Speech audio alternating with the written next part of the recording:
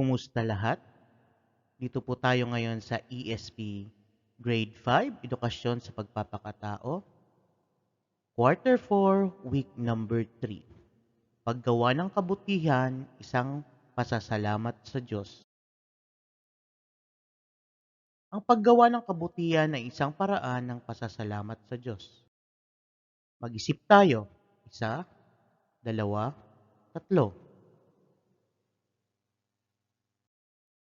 Buuin ang kaisipan sa pamamagitan ng paglalagay ng titik sa kahon sa ibabaw ng bilang. Gamitin ang alpabetong may katumbas na bilang sa ibaba upang mabuo ang kaisipan. Gawin ito sa iyong kwaderno.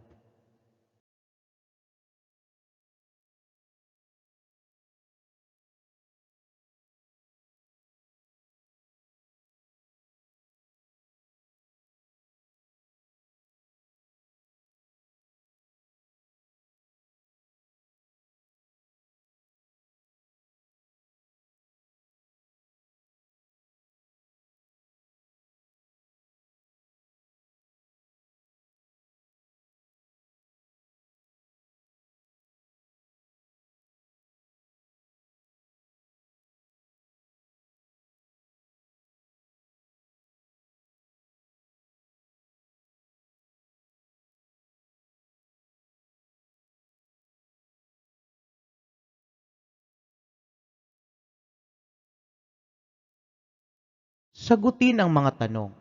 Number 1. Ano ang iyong nabuong kaisipan? Number 2. Sumasang-ayon ka ba sa nabuong kaisipan? Ipaliwanag ang iyong sagot. Number 3. Magtalaga ng mga kabutihang gawain mo bilang isang mag-aaral. Gawain 1. Pag-aralan at suriin ang slogan. Ang paggawa ng mabuti ay kinalulugdan ng Diyos na dapat nating pasalamatan. Anong kaisipan ang ipinapakita ng slogan? Sumasang-ayon ka ba sa slogan? Bakit? Ipaliwanag sa maikling talata ang slogan. Gawin ito sa iyong kwaderno. Paano mo ipapakita ang pasasalamat sa Diyos sa pamamagitan ng paggawa ng kabutihan? Sumulat ng isang tula na nagpapakita ng pasasalamat sa Diyos sa pamamagitan ng paggawa ng kabutihan.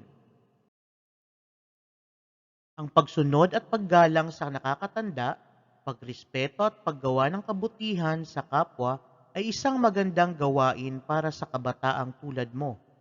Ang paggawa ng mabuti ay kinalulugod ng Diyos.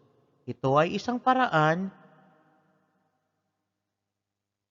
ng pagpapakita ng pasasalamat sa Kanya. Sa buhay natin. Bumuo ng 3 pangkat.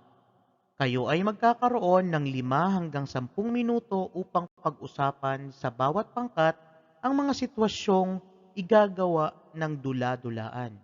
Pumili ng leader na siyang magpapadaloy ng talakayan sa pangkat. Pangkat 1. Paggawa ng kabutihan sa loob ng silid-aralan. Pangkat 2. Paggawa ng kabutihan sa pamilya.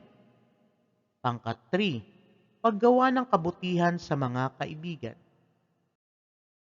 Subukin natin. Lagyan ng check ang patlang kung ang pangungusap ay nagpapakita ng paggawa ng kabutihan at X kung hindi.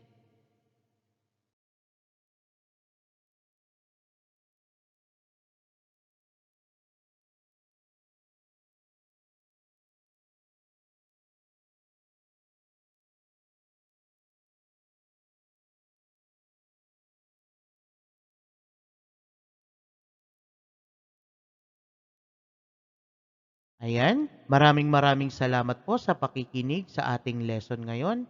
Sana ay nagustuhan nyo at mayroon kayong natutunan sa ating lesson ngayong araw. Maraming salamat, Sir Ryan B. Signing off.